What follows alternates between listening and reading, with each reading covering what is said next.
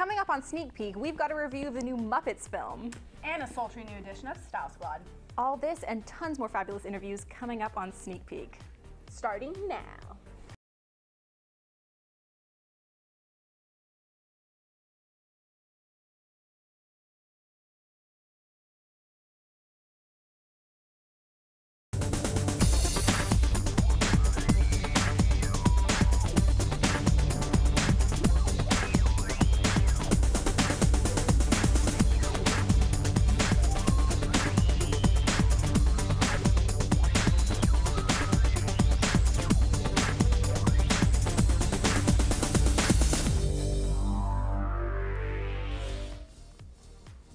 Welcome to the show. I'm Sonia. I'm Jenny, and this is Carlton. Wait, what? Yeah, this is Carlton. He's my new friend. Isn't that right? That's right. Okay, this is a two-person show. Carlton has got to go. But I love him. No. I killed him. Let's just go to Nelson with his review of the new Muppets film.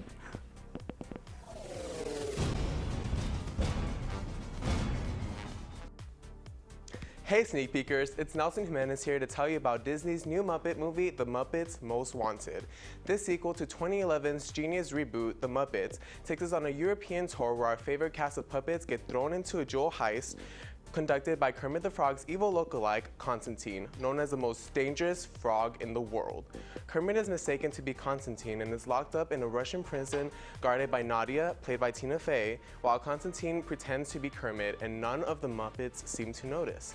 In the meantime, Constantine's right-hand man, Dominic Bad Guy, played by Ricky Gervais, manipulates the Muppets into going on a world tour with him as their tour manager. From there, you have Ty Burrell starring as Jean-Pierre Napoleon, a French Interpol inspector who teams up with Sam Eagle to find Constantine. This sequel was as fun and entertaining as any Muppets movie should be, filled with gags, musical numbers, and celebrity cameos everywhere.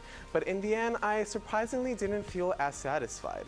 As a longtime Muppets fan since my early days in preschool to Jason Segel's reboot a couple of years ago, I had extremely high expectations for this one, and maybe that's what it hurt in the end. This sequel's first 5 minutes could not have been any more perfect, with a hilarious musical number that takes the spotlight away from the previous film's main characters, played by Jason Segel and Amy Adams, and has all of the Muppets parodying Hollywood's inability to hold itself back from making sequels. At one point, they even sing, quote, "Everyone knows that the sequel's never quite as good." And while this was hysterical at first, the movie sadly proves these words to be true. Director James Bobin follows the exact formula he used for the first Muppets, but Jason Segel's absence is definitely felt. I still think this was a solid movie with the Muppets getting to take the front stage instead of its human counterparts, but in the end, the endless celebrity cameos were the highlights for me. This of course includes Celine Dion, who joins Miss Piggy in a heartbreaking ballad that had me laughing from start to finish, and Danny Trejo playing none other than Danny Trejo. While Tina Fey, Ty Burrell, and Ricky Gervais are no Jason Segel, they are still perfect in their parts and provide more than enough laughs. One of my favorite scenes in the movie is actually when Tina Fey's Nadia, who is in love with Kermit, catches him trying to escape the prison in every possible way imaginable. I was actually hoping to see Fey get more screen time since she turns out to be the film's MVP for me, but of course this is not a Tina Fey movie, it's a Muppets movie, and it works for just what it is. Overall, I rate the film 3.5 stars. I thoroughly enjoyed the latest entry in the Muppets franchise, and judging from the never-ending laughs from children everywhere in the theater I was in, they did too. And after all, this is a family movie. Maybe next time though, it will feel a little bit more fresh and magical instead of coming off as another Muppet movie with a set formula. But then again, I might just have to lower my expectations as a big Muppets fanatic. The Muppets Most Wanted is currently released in theaters. Once again, I'm Nelson Jimenez. Back to you, Sonia and Jenny. Thanks, Nelson. You're really no dummy when it comes to the Muppets. I'm ignoring that one and moving on. All right. Yeah, so next up we have Claire's interview with the cast and crew of the film Breakpoint. It's so good, it might just push you over the ledge. Stop it. Just roll the tape. Just So guys, this movie is about two estranged brothers uniting to form a doubles Asian man. to form a doubles tennis team. Did y'all have any prior experience to this for tennis? For tennis? Oh, Yeah. I thought these strange brothers. You guys Yeah, my have brother and I. a broken family. We all come from broken families. So. No, yeah, David actually has been playing since he was young. We got super lucky when when we found him and that he was available. Me and Gene, Gene's the writer, the Asian in the center, and we played tennis together poorly for many years, and that's when we came up with the idea. And then when we were trying to get it made for many years, I was training very hard to try to become decent at tennis. So who's better now? That's a great question. David's better. I mean, David, growing up, if you grow up an athlete, it's in your bones. Like I didn't grow up like playing a lot of sports. So It's all mental for him. You know, he's got the raw tools. It's just. I have no heart. Is the truth? I have no heart. I cannot close any point. It's Objectively, the worst. if he were to have started when he was younger, he still would he's that much better. It's not even. What was really cool about shooting was all the people we played against were pros. Like they were either teaching pros or they had been ranked, nationally at some point. So they were much better than us. So we kind of got to improve. And the other cool thing about doing a tennis movie is like, they're like, all right, well, let's get a big forehand. And you just like rip a forehand off your frame that would just like sky over the fence. And then you pretend that it went in and start high-fiving. Well, my character, he's a little strange. He's really, really smart for his age, but he dresses in a really kind of eccentric manner. So it's really hard for him to make friends. So when he finds this opportunity with the two brothers, it's he really tries really hard to become friends with them. I play Gary. I'm kind of like the audience, I guess, in the movie. I don't play tennis. I watch them play tennis, and I sort of watch the story unfold. But I play I don't know. I guess you could say sort of the bad douche, guy. The bad guy, douchebag boyfriend. But we tried to make him a little bit more than that, a little bit. So. Is there a particular scene that you just can't wait for the audience to see? Well, there's one with me and Jimmy, played by Jeremy Sisto, who is where he's in a hot tub, and I'm trying to be defiant he's trying to teach me how to be defiant, and I don't want to give it away, but it ends up being pretty funny. Yeah, it's definitely seems to be a favorite scene in the film. At the premiere last night, it played really well with the audience, and when anyone came in to interview, I directed the film, and whenever, I interviewed 9 editors, for instance, and every single editor, unprompted, when they came in for their meeting, talked about that scene as their favorite scene. So that's one of the things I'm most excited about too. Well, thank you guys so much, and congratulations on your new film. Thank you. Thanks for having us. Edward might cameo, so you should just laugh.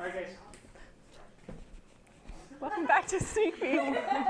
Did you hear about that drama between Ariana Grande and Jeanette McCurdy? Girl, don't even tell me about it. I've been going crazy about this whole permanent hiatus thing all day long. Poor Ariana. Wait, don't tell me you're an Arianator. Wait, you cannot be a McCurdian. Oh my gosh. Let's just go to Edward with his style squad at the Kids' Choice Awards. Take it away, Edward. Ariana looked flawless. Stop it.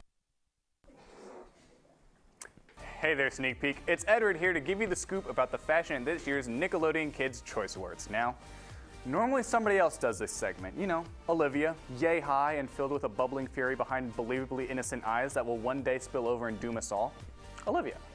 Anyways, just because I'm a guy doesn't mean I don't know my fashion. I'm not one of those choco-wearing gorillas who doesn't know the difference between Gucci and Versace. Can you imagine? Let's not talk about me, one camera.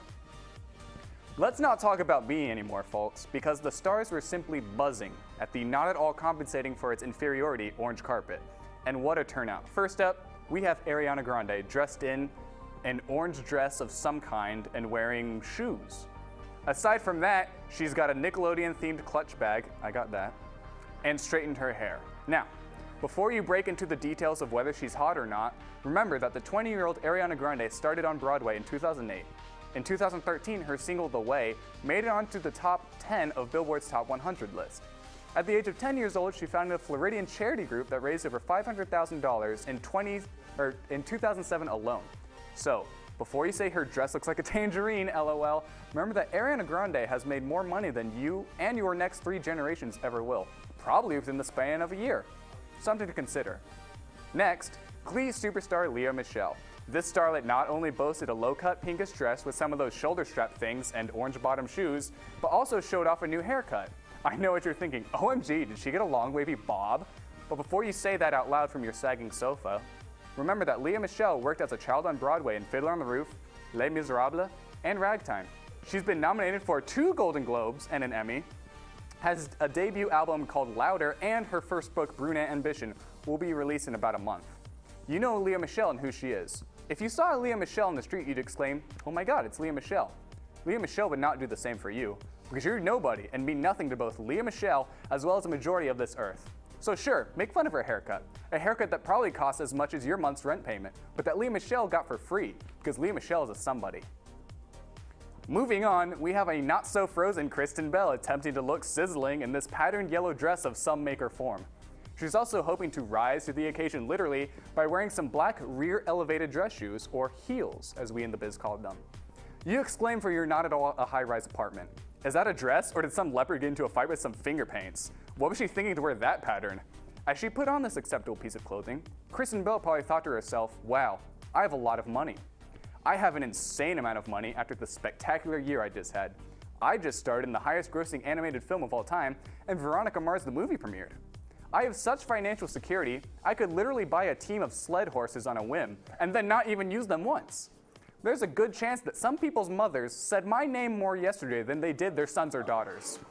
If I died tomorrow, complete strangers would cry over me.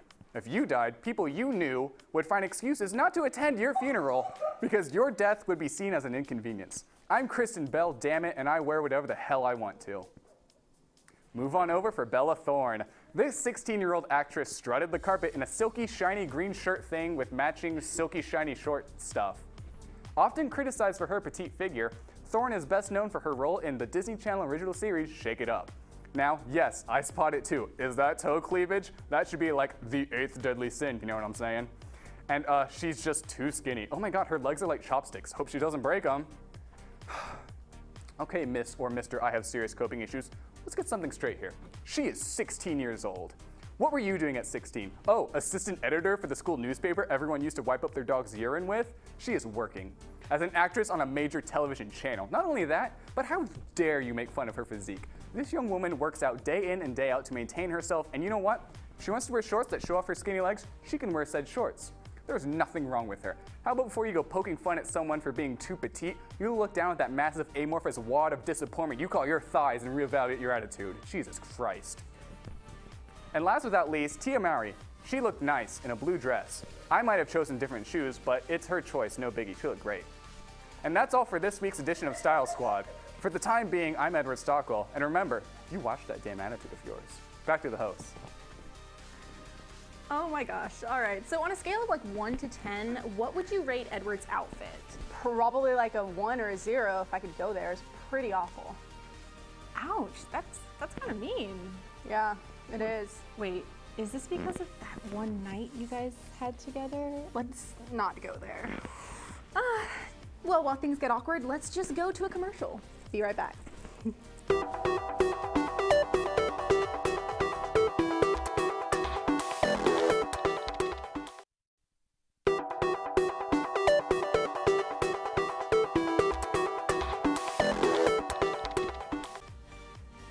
Hey, welcome back to Sneak Peek. Oh my gosh, you guys, we're about to throw it way back to one of Sneak Peek's first ever interviews between Bernie Burns of Rooster Teeth and Adam Sandler. Let's roll the tape. Are you excited? I'm so excited. Roll it. Adam, how are ya? What's up, Bernie? Oh, not much. It's too early in the morning here. What time is it there? It's 8:30 in the morning. Bernie, what were you doing last night? God knows what, right? You know what I was doing? What? I was up till 3 in the morning editing Happy Gilmore promos, but I had a good damn time, let me tell you. Bernie, any man who stares at my face too long for a long night, something's gonna happen in his life that's bad. So tell me about this movie you made, Happy Gilmore, man. It's been a long time since I've seen you, since our days back in New Hampshire. How you been? What are you talking about? Are you a New Hampshire boy? No, not at all. I'm from New York. Oh, that's good, that's good. Well, the movie, I had fun making it. You know, I got to whack a golf ball around a lot. I got to whack Bob Barker. That was nice. And, you know what? What? You know, we had a screening for this here the other night. We saw the audience really liked it a whole lot, but I'll tell you what, man, I saw Bob Barker kick your ass. I mean, what's up with that? Why is Bob Barker kicking your ass, man? I gotta call you here. He got a few sucker punches in there, pal. In real life, I'd win that fight, and you know that. I mean, what do you mean this is fake? It's not real. I mean, I saw with my own 2 eyes, man. Bob Barker kicked your ass. You turning into a pussy on us or something, Adam? Look, Bernie, if you want to bring it on, I'm right here. You understand? Hey, no, Mr. Standler, I'm sorry. All right, well, let's show a little respect. All right, sir. Hey, how was it to work with Bob Barker? Was he, like, always bugging you to have your pet spayed and neutered? No. There was a lot of, you know, we got in a fight. So there was a lot of going on in Bob's head, getting ready for the scene. You know, I was trying to be friendly. Hey, Bob, this is going to be funny. He was like, not now, man. I'm in the zone. You know, he was in the zone. I didn't want to interrupt that. Acting. Yeah, he was working it. So you wrote this movie. You wrote this movie, and who helped you write it with you? This guy Tim Hurley. He's my buddy since college. We were roommates. Coincidentally, we got hooked up as roommates, right? We were roommates for 4 years, and we always talked about writing, and we were writing stand-up comedy together and stuff. And then we just started writing screenplays. We wrote Billy Madison. We wrote this together. All right. You got out of college in 4 years? Yeah, well, I think I graduated, too. I don't remember. It's something about it. They handed me some diploma. I didn't read it, but I'm pretty sure it says I'm out of there. Not only a funny comedian, but a role model for the young. Yes, that's right, Bernie. This guy that helped you write, his name is Tom Hurley? Tim Hurley? Timmy Hurley, yeah. Timmy Hurley, he's the point guard for the Kings, isn't he? That's right, he's having a good year.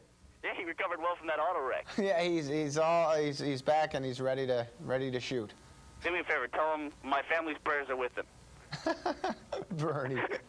Bernie's out of his gourd. So tell me about this crowd of people you got here with you. You got not only your old buddies there from Saturday Night Live, Chris Farley and David Spade from Saturday Night Live. You got Ellen DeGeneres now, too, out there with their movie that she's got out. And a lot of comedians to compete with out there. That's nice. I wish there's plenty of room for all us comedians, don't you think, Bernie? Oh, absolutely. Don't try to start a feud, Bernie, because I'll come there and beat the hell out of you. You heard me. I'm not afraid of you, man. I heard the whole thing about you. You're all talk, Bernie. Where'd you hear that from? Cy. Oh. I gave me a buzz last night. He goes, Bernie's a little bit, yeah, like that. But when you get down to it, you grab him, he'll go, please, let go of me for the love of God. So tell me, when's the next time you're coming down to Austin, man? You had a sold-out show. Oh, yeah. Stand-up act. That was awesome. I hope to come back soon. I loved it. I loved hanging out there in Austin. Yeah, I'll tell you what, when you come down, next time you come down to Austin, you got to come on the show. You got to come down and be on Sneak Peek. I will, but Bernie, I'm telling you, you should get someone else to do the interview, because if I see you in person, you're a dead man. You hear me? Okay, well, Adam, I hope the movie does wonders, man. I hope it kills at the box office and you're like a multi-jillionaire in just a couple of months here. But thanks for coming on the show, and I hope a lot of people come and go see your movie and that it's very successful. And just please, ignore the guy behind me. Cool, man. You're a good guy, Bernie. Thank you. All right, Adam, thanks for talking to us. Wow, baby sneak peek was so awesome. That's like so nostalgic. I know. And if you really enjoyed this segment, just go onto Twitter and you know what? Hashtag TBT for Throwback Thursday. Let's get this thing blowing up Twitter. It's going to be great. Good idea. You know that's already a hashtag, right? Yeah, it's a hashtag because I just made it a hashtag, Jenny. I'm very intelligent. No, it's like, you know what? Let's take another break while I explain Twitter to Sonia.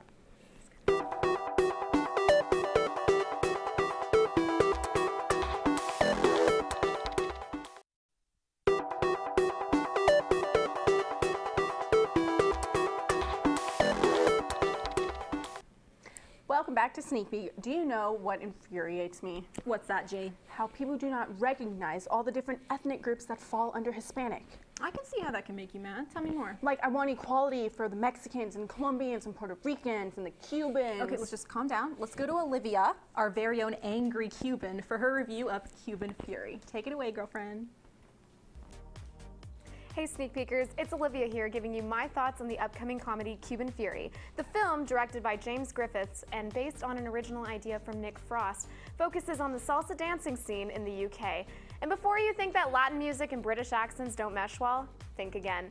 Nick Frost stars as Bruce Garrett, a former award-winning junior salsa dancer who gives up his passion for salsa after a bullying incident in his teens. 25 years later, an unhappy and slightly heftier Bruce works at an engineering machinery firm with the overly cocky Drew, played by Chris O'Dowd. After the company hires a new American boss, Julia Matthews, played by the lovely Rashida Jones, the two coworkers become enamored and are determined to win her heart. While Drew relies on his strong masculine charm, Bruce discovers that Julia carries a love for salsa dancing too. He soon turns to his former salsa coach, Ron Parfit, played by Ian McShane, as well as his sister and former salsa partner, Sam, played by Olivia Colman, to get back into the dancing groove.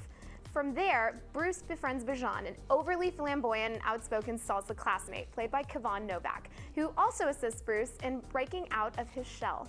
Throughout the film, I hope to learn more about Bruce's initial interest in salsa as a child, as well as Julia's. Their on-screen chemistry didn't make as much sense as I would have liked for it to, but Bruce's transformation for her and for himself is adorable to witness nonetheless. And let's not forget the hilarious supporting cast. All the scenes with Bijan had me laughing at all levels, while Chris O'Dowd proved to be quite the office jerk. Both he and Nick Frost performed very well together, and one particular confrontation between the two rivals served as one of my favorite scenes in the film. Olivia Colman's Sam adds a sense of quirkiness to the film as the crazy sibling we'd all like to have. Even though I liked the cast and how they meshed together, there lacked character development for Rashida Jones's Julia and Ian McShane's Ron that could have bolstered the film just a bit more. All in all, I give Cuban Fury 3 stars.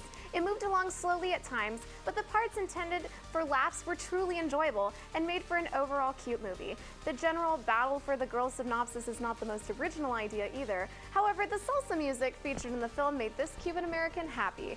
Plus, you can never have too much sparkle on the dance floor, am I right? And there you have it. Cuban Fury hits theaters April 11th. Back to you guys. I don't know about you, but I'm feeling all hot and ready to go dancing. Hey. Actually, I'm kind of ready to go home.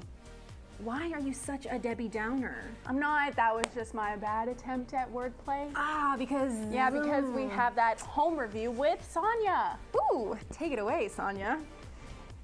How's it going, Sneak Peekers? I'm Sonia, and we are here today with Nicholas McCarthy. We are at South by Southwest in the studio, and we're going to talk a little bit about his new film called Home.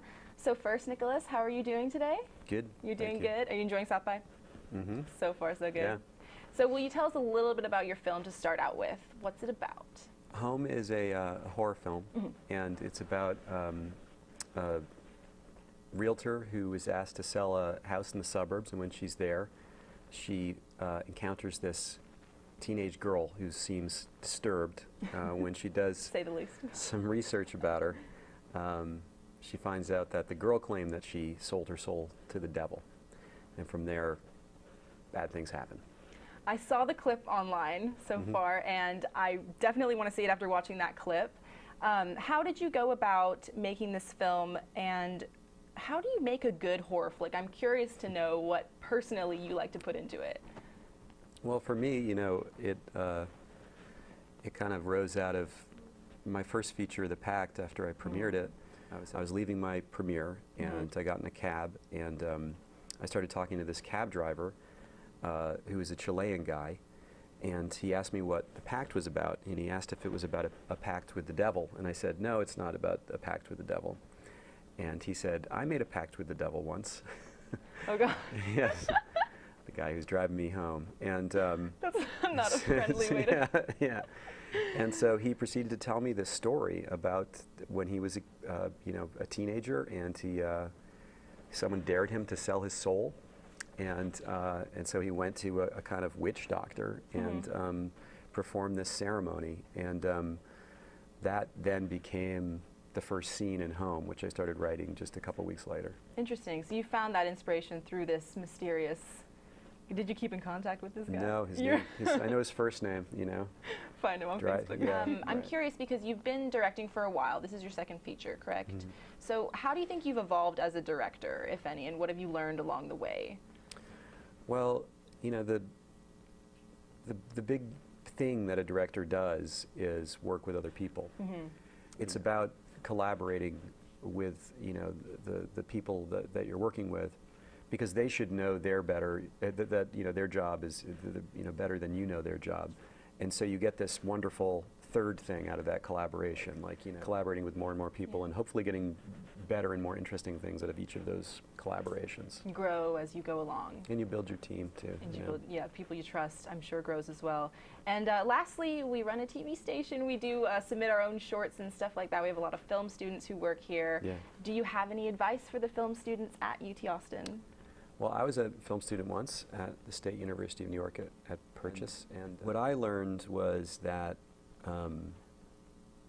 it was, of course, that one needed some talent, and you just have to be realistic about your own limitations and listen to criticism. But really, tenacity was the thing that ended up getting me my career. And before I had a short at Sundance, I had made 14 short films. Wow. You know, a lot of them really small projects, some of them bigger than others. And so what happens is, like, if you just get more talented, the more things you work on, and then that third thing happens, which is luck, and that's someone sees your stuff and says, I want to pay you to do this. Wow. So it just is, it's all about just keeping working and working with other people. Yeah, experience grows the brain. All right, well, thank you so much, Nicholas McCarthy, for sitting with us, and be sure to check out his new film, Home, playing at South by Southwest. Thanks, guys. Okay, now I'm ready to go home. Are you kidding me? We're having such a good time. I mean, we totally are. It's just I'm exhausted from standing here for half an hour.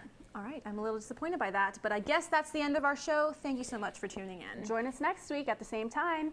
Bye, guys. Have a good night. Don't